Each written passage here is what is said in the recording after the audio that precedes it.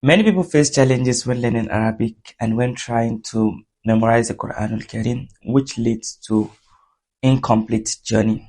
Assalamu alaikum wa rahmatullahi wa barakatuh. Inshallah, in this video, we'll be discussing the reason why many people stop learning Arabic and why many of those who want to memorize Quran stop their memorization.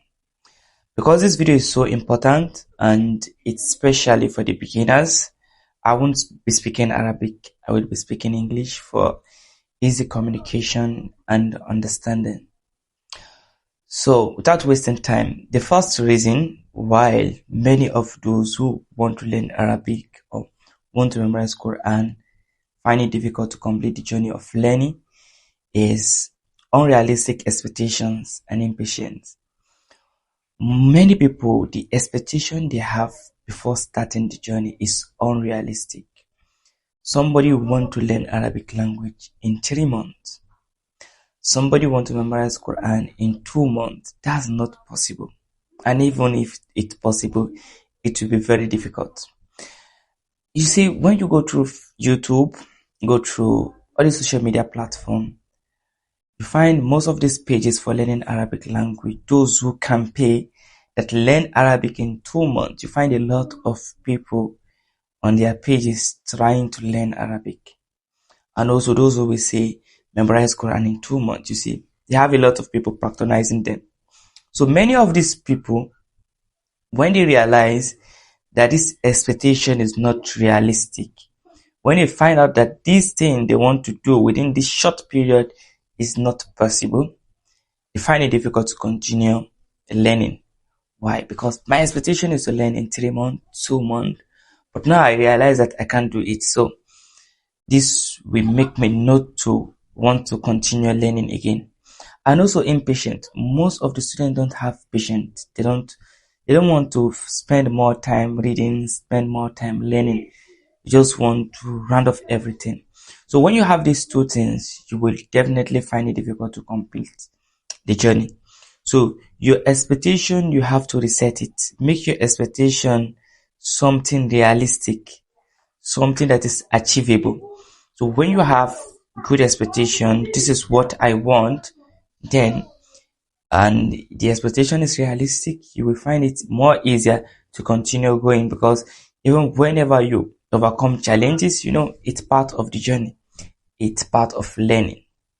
The second thing is lack of consistency and practice.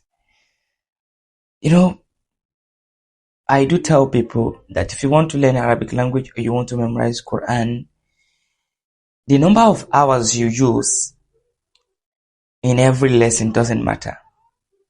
Some people spend hours learning. You learn for 8 hours, you learn for 3 hours. No. Even if you learn for 30 minutes every day, let it continue. If your learning is 3 times in a week, then 3 times in a week should continue for every week.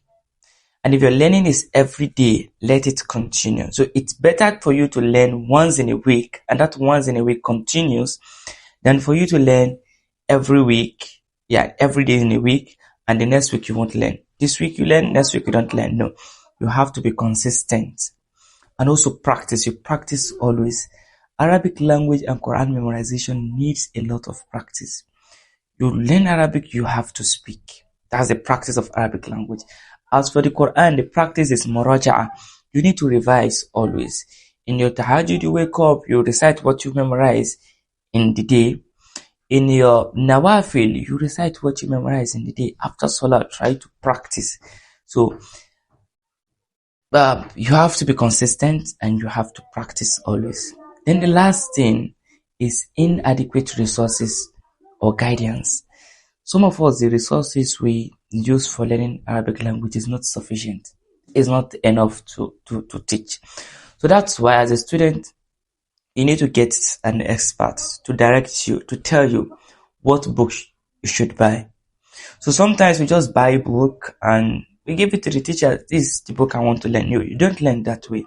If you want to learn something from me, you should ask me, which book should I buy? Because sometimes the problem is not in the material you use, it's not in the book, but the teacher.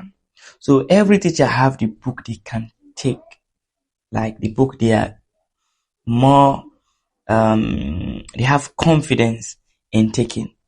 So for example, if you want to make me a beginner, you want to learn Arabic, you don't just come with any book. You have to ask me, which book should I buy? Then I will tell you, buy this book, don't buy this book. Then we continue learning. And also guidance.